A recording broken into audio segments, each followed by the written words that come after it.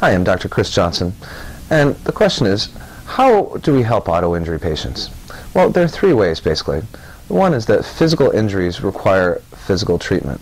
They need some type of a physical stimulation or physical way to address the muscles, the different injured tissues. The second is properly documenting those injuries and writing them down on paper.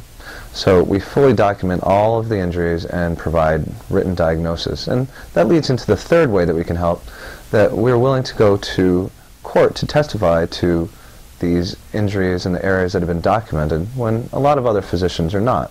So that's how we can help with any type of auto injury.